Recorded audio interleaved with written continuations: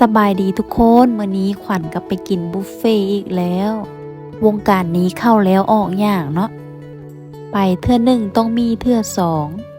จะมาเล่าความกินโง่กินจ้าของตัวเองให้ฟังทุกคนเอ้ยไปกินกันเน้นแต่กุ้งแล้วก็หอยปูป่ากุ้งนี่ขวัญกินประมาณ20ตัวนี่แหละตัวบ้าใหญ่ๆหอยแครงก็ประมาณ2 จานปูม้าแม่น2ตัวพักนะบ่ได้กินเลยเนื้อก็บ่ได้สู้ได้กินนะกินแต่อาหารทะเลล้วนๆเพราะขวัญมักกินกุ้งแล้วก็หอยแครงแล้วก็ปูกินหลายก็เป็นโทษแก่ตัวเองเนาะทุกคนเนาะกินอาหารทะเลหลายก็บ่ดีได้ขวัญกินก็รู้สึกว่ากินหลายแฮงนะกินกุ้งมือฮอดห้องล้มนอนลงไปแล้วปุ้นท้องปวดหากวินหัวสงสัยขวัญกินกุ้งหลายแบบกุ้งมันแห้งนะหัวกุ้งโอ้ยบ้านนอกแห้งเนาะเมากุ้งนอนกลางคืนจนได้ดมยาดมนี่เราเพิ่นว่ากินหลายตายซ้ำเนาะบัดนี้ก็อิ่มแล้วเตรียมตัวกลับห้อง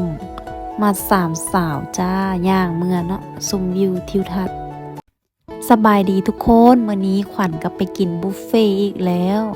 วงการนี้เข้าแล้วออกยากเนาะไปเทื่อหนึ่งต้องมีเทื่อสองจะมาเล่าความกินโง่กินจ้าของตัวเองให้ฟังทุกคนเอ้ยไปกินกันเน้นแต่กุ้งแล้วก็หอยปูป่า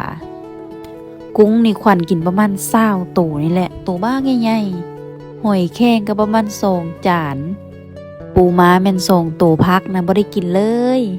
เนื้อก็บ่ได้สู้ได้กินนะกินแต่อาหารทะเลล้วนๆเพราะขวัญมักกินกุ้งแล้วก็หอยแครงแล้วก็ปู